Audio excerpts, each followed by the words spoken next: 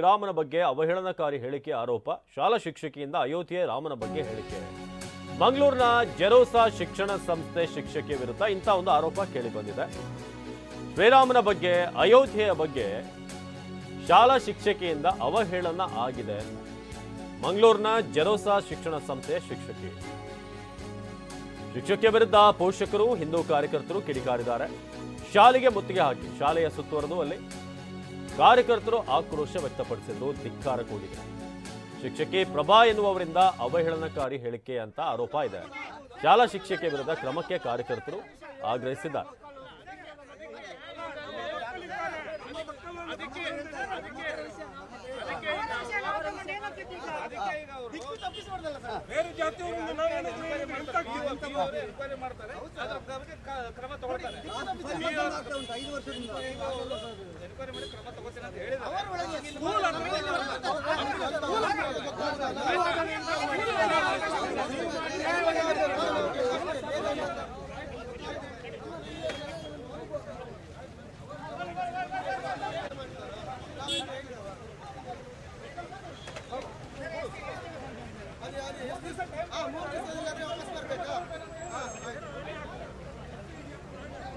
ಇನ್ನು ಈ ಫೋಟೋದಲ್ಲಿ ನೋಡ್ತಿರುವಂತ ಟೀಚರ್ ಇವರೇ ಪ್ರಭಾ ಅಂತ. ಇನ್ನು ಆಕೆ ಹೇಳಿರುವಂತದ್ದು ಏನು ಅಂತ ಹೇಳಲಾಗ್ತಿದೆ ಅಂತಂದ್ರೆ, ಅಯೋಧ್ಯೆಯಲ್ಲಿ ರಾಮನ ಮೂರ್ತಿಯನ್ನ ಕೂರಿಸಿದ್ರೆ ರಾಮ ಬರ್ತಾನ ಅಂತ ಈಕೆ ಹೇಳಿದ್ದಾರೆ ಅಂತ ಈಗ ಆರೋಪ ಇರೋದು ಇವ್ರ ಮೇಲೆ.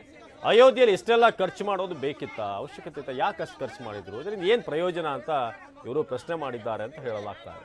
ಶಾಲಾ ಶಿಕ್ಷಕಿಯಿಂದ ಅಯೋಧ್ಯೆ ಮತ್ತು ರಾಮನ ಬಗ್ಗೆ ಅವಹೇಳನಕಾರಿ ಹೇಳಿಕೆ ಅನ್ನೋ ಆರೋಪ. ಇವರು ಶ್ರೀರಾಮನ ಬಗ್ಗೆ ಹೇಳಿರೋದು ಏನಂತಂದ್ರೆ, ಅಷ್ಟು ಖರ್ಚು ಮಾಡೋ ಅಗತ್ಯ ಏನಿತ್ತು, ಅಲ್ಲಿ ಪ್ರತಿಷ್ಠಾಪನೆ ಆದ ಕೂಡಲೇ ರಾಮನೇ ಬಂದ್ಬಿಡ್ತಾನ ಅಂತ ಹೇಳಿದ್ದಾರೆ ಅಂತ ಹೇಳಲಾಗ್ತಾರೆ. ಹಾಗಾಗಿ ಇಂಥ ಮಾತನ್ನು ಹೇಳೋಕೆ ಯಾಕೆ ಹೋದ್ರು ಅನ್ನೋದು ಈಗ ಪ್ರಶ್ನೆ. ನಮ್ಮ ಮಂಗಳೂರಿನ ಪ್ರತಿನಿಧಿ ಪೃಥ್ವಿ ಬಗ್ಗೆ ಹೆಚ್ಚಿನ ಮಾಹಿತಿಯನ್ನು ಕೊಡ್ತಾರೆ. ಪೃಥ್ವಿ, ಈಗ ನಾವು ಗಮನಿಸ್ತಾ ಇದ್ದೀವಿ ಪ್ರಭಾ ಅನ್ನೋ ಶಿಕ್ಷೆಗೆ ಒಂದಷ್ಟು ಆಕ್ಷೇಪಾರ್ಹ ಹೇಳಿಕೆಯನ್ನು ಕೊಟ್ಟಿದ್ದಾರೆ ಅನ್ನೋದು ಏನಾಗಿದೆ, ಏನ್ ಮಾತನಾಡಿದ್ರು ಅವರು, ಯಾಕೀಗ ಆಕ್ರೋಶ?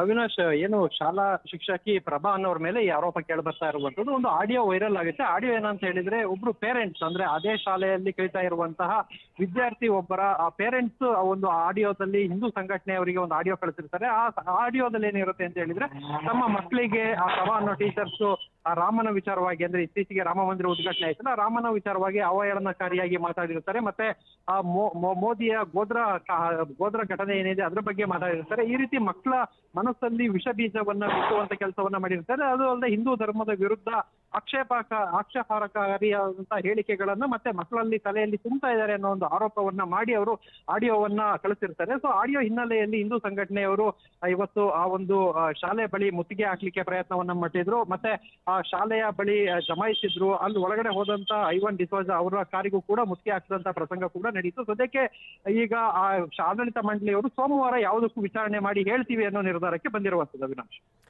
ಎಸ್ ಪೃಥ್ವಿರಾಜ್, ಧನ್ಯವಾದ ಮಾಹಿತಿಗಾಗಿ. ಇನ್ನು ಶಾಲೆಗೆ ಭೇಟಿಯ ವೇಳೆ ಐವಾನ್ ಡಿಸೋಜಾಗೆ ಮುತ್ತಿಗೆ. ಐವಾನ್ ಡಿಸೋಜಾ ಶಾಲೆಗೆ ಭೇಟಿ ನೀಡುವಂತಹ ಸಂದರ್ಭದಲ್ಲಿ ಮುತ್ತಿಗೆ ಹಾಕಲಾಗಿದೆ. ಐವಾನ್ ಡಿಸೋಜಾ ಅವರನ್ನ ಅಲ್ಲಿ ಪ್ರಶ್ನೆ ಮಾಡಿದ್ದಾರೆ. ಐವಾನ್ ಡಿಸೋಜಾಗೆ ಹಿಂದೂ ಕಾರ್ಯಕರ್ತರು ತರಾಟೆಗೆ ತೆಗೆದುಕೊಂಡರು. ವಿದ್ಯಾರ್ಥಿಗಳ ಪೋಷಕರು ನನ್ನ ಬಳಿ ದೂರು ಕೊಟ್ಟಿದ್ದಾರೆ. ಮಂಗಳೂರಿನಲ್ಲಿ MLC ಐವಾನ್ ಡಿಸೋಜಾ ಹೇಳಿಕೆಯನ್ನು ಕೊಟ್ಟಿದ್ದರು.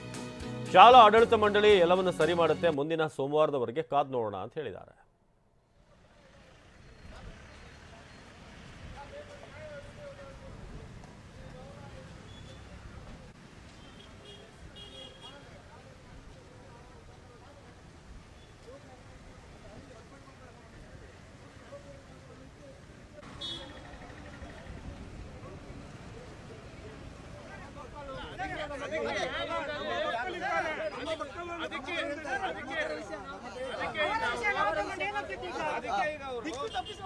ಬೇರೆ ಜಾತಿಯವರನ್ನು ಮಾಡ್ತಾರೆ, ಅದ್ರ ಬಗ್ಗೆ ಕ್ರಮ ತಗೊಳ್ತಾರೆ. 5 ವರ್ಷದಿಂದ ಎನ್ಕ್ವೈರಿ ಮಾಡಿ ಕ್ರಮ ತಗೋತೀನಿ ಅಂತ ಹೇಳಿದ್ದಾರೆ.